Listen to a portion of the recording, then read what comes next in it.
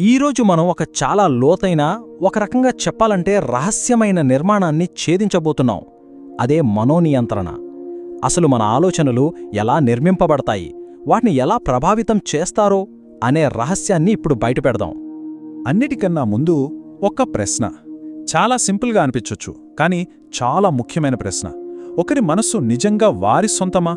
వారి ఆలోచనలు, నమ్మకాలు, నిర్ణయాలు అన్నీ కేవలం వాళ్ల లోపల నుంచే పుడుతున్నాయా, లేక తెర వెనక మనకు తెలియని శక్తులు ఏవైనా పనిచేస్తున్నాయా? ఈ ప్రశ్నే మన ఈ అన్వేషణకు పునాది. సరే, మన ఆలోచనల వెనుక ఉన్న ఆ ఫ్రేమ్వర్క్ని ఛేదించే ఈ రహస్య విచారణలో ముందుకు వెళ్లాలంటే మనకు 2 కీలకమైన ఆధారాలు దొరికాయి. వాటిని అనుసరిస్తూ అసలు నిజం వైపు వెళ్దాం. మన మొదటి ఆధారమేంటంటే, బయటి ప్రపంచం నుంచి మనసు మీద ఎలా కంట్రోల్ సాధించవచ్చు అనే ప్రశ్న. ఇక రెండవ ఆధారం, ఇది ఇంకా ఆసక్తికరమైనది. మన మనసులోనే ఉండే లోపాల గురించి మాట్లాడుతుంది. ఈ 2 దారుల్లో ప్రయాణించి అసలు నిజాన్ని కనుక్కుందాం.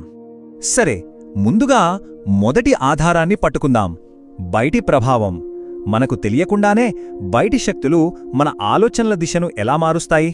మన మొదటి ఆధారం చూడటానికి చాలా సూటిగా ఉన్నా, వింటే కొంచెం కలవరపరిచే ప్రశ్న. అదేంటంటే, మనస్సును ఎలా నియంత్రించాలి?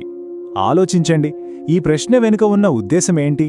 మన ఆలోచనా సరళిని మార్చడానికి ఒక పద్ధతి ఉందా అని అడుగుతోంది ఇది. సో ఆ పద్ధతి ఏంటో అర్థం చేసుకోవడమే మన మొదటి పని. ఒకవేళ మనసును నియంత్రించాలనుకుంటే దాని బ్లూ ప్రింట్ ఎలా ఉంటుంది? వాళ్ళు ఏ పద్ధతులు వాడచ్చు? సాధారణంగా దీనికి ఒక 3 దశల ప్రణాళిక ఉంటుందని చెప్తారు. మొదటిది అటెన్షన్ని పట్టుకోవడం, అంటే దృష్టిని ఒకే ఒక విషయంపై కేంద్రీకరించడం. రెండవది రిపిటేషన్, అదే సందేశాన్ని పదే పదే మళ్లీ చెప్పడం, అది నిజమేనేమో అని నమ్మేంతవరకు. ఇక చివరిది అన్నిటికన్నా పవర్ఫుల్ స్టెప్, ఆ సందేశాన్ని మన ఎమోషన్స్తో, మన భావోద్వేగాలతో ముడిపెట్టడం. ఈ 3 కలిసాయంటే ఇక బయటి ప్రభావానికి ఒక బలమైన పునాది పడినట్టే. అయితే కథలో ఇదొక భాగం మాత్రమే. బయటినుంచి ఎంత ప్రయత్నించినా నియంత్రణ పనిచెయ్యాలంటే తలుపు లోపల్నించి కూడా తెరవాలి కదా. అందుకే ఇప్పుడు మన పరిశోధనను మన మనస్సు లోపలికి తీసుకెళ్దాం. రెండవ ఆధారాన్ని చూద్దాం, మన అంతర్గత బలహీనతలు. మన రెండవ ఆధారం మనల్ని మనమే ప్రశ్నించుకునేలా చేస్తుంది. మన మనసు ఎందుకు తప్పుగా ఆలోచిస్తుంది? అసలు మన ఆలోచన విధానంలోనే ఏవైనా లోపాలు ఉన్నాయా?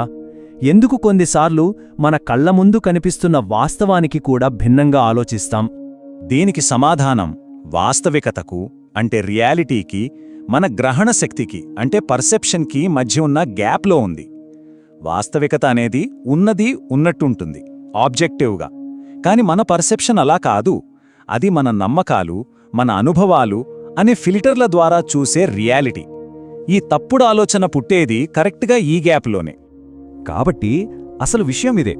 వాస్తవానికి మన గ్రహణాశక్తికి మధ్య ఉన్న ఈ ఖాళీలోనే మన లోపలి బలహీనతలు దాగి ఉన్నాయి. ఇక బయటి శక్తులు గురిపెట్టేది కూడా కరెక్ట్గా ఈ బలహీనతలపైనే. సరే, ఇప్పుడు మన దగ్గరున్న ఆధారాలన్నింటినీ ఒకచోట చేర్చే సమయం వచ్చింది. బయటి ప్రభావం అనే ఒక పజిల్ ముక్క, అంతర్గత బలహీనత అనే రెండో ముక్క, ఈ రెండింటినీ కలిపితే మనోనియంత్రణ వెనుక ఉన్న పూర్తి నిర్మాణం మన కళ్ల ముందు కనిపిస్తుంది. ముందుగా బయటనుంచి జరిగే మ్యానిపులేషన్. సింపుల్గా చెప్పాలంటే మన అటెన్షన్ని కంట్రోల్ చేయడం, ఒకే విషయాన్ని పదే పదే చెప్పడం, మన ఎమోషన్స్ని ట్రిగ్గర్ చేయడం. ఇదంతా బయటనుంచి మనల్ని మార్చడానికి చేసే ఒక పద్ధతి ప్రకారం జరిగే ప్రయత్నం. ఇక రెండవది కాగ్నిటివ్ బయాస్, అంటే మన అంతర్గత బలహీనత. ఇది మన బ్రెయిన్ వాస్తవాన్ని అర్థం చేసుకోవడానికి వాడే షార్ట్కట్స్ లాంటిది. కానీ ఈ షార్ట్కట్స్ కొన్నిసార్లు మనల్ని తప్పుదారి పట్టిస్తాయి, మన పర్సెప్షన్కి, రియాలిటీకి మధ్య గ్యాప్ని ఇంకా పెంచుతాయి. ఇక్కడే అసలు మెకానిజం ఏంటో స్పష్టంగా తెలుస్తుంది. చూడండి, బయట టెక్నిక్స్ మన లోపలి బలహీనతల్ని ఎలా వాడుకుంటాయో. ఉదాహరణకి రిపీటేషన్, అంటే పదే పదే చెప్పడం అనే టెక్నిక్ మనలో ఉంటే కన్ఫర్మేషన్ బయాస్ని వాడుకుంటుంది. అంటే ఏంటి? మనం ఇప్పటికీ నమ్మే విషయాలనే మళ్లీ వినడానికి ఇష్టపడతాం. అలాగే ఎమోషనల్ అప్పీల్స్, ఇవి మన ఎఫెక్ట్ హ్యూరిస్టిక్ని టార్గెట్ చేస్తాయి. అంటే లాజిక్ కన్నా మన ఫీలింగ్స్ ఆధారంగానే త్వరగా నిర్ణయాలు తీసుకుంటాం. సో ఇలా ఒక బయట టెక్నిక్ దానికి సరిగ్గా సరిపోయే ఒక లోపలి బలహీనతతో కలిసినప్పుడు ఆ కంట్రోల్ మెకానిజం యాక్టివేట్ అవుతుంది. మన విచారణ దాదాపు చివరికి వచ్చేసింది. మనం ఆధారాలను పరిశీలించాం, వాటి మధ్య ఉన్న లింక్ని కనిపెట్టాం. మరి ఈ మొత్తం దర్యాప్తు నుండి మనం తెలుసుకోవలసిన అసలు విషయమేంటి? మన పరిశోధన యొక్క సారాంశం ఒక్క మాటలో చెప్పాలంటే ఇదే: నియంత్రణ నిర్మాణం అనేది మన అంతర్గత బలహీనతలు అనే పునాది మీద బయటి ప్రభావాలు అనే ఇటుకలతో కట్టబడింది. బయటి శక్తులు ఏవైనా సరే అవి కేవలం మనలో ఇప్పటికీ ఉన్న లోపాలపైనే పనిచేయగలవు. కాబట్టి మనం మొదలుపెట్టిన ప్రశ్నకు మళ్లీ వద్దాం, కాని ఈసారి ఒక కొత్త రూపంలో. ప్రతి ఒక్కరం మనల్ని మనం అడగాల్సిన ప్రశ్న ఇది: మన ఆలోచనలను ఎవరు నిర్మిస్తున్నారు?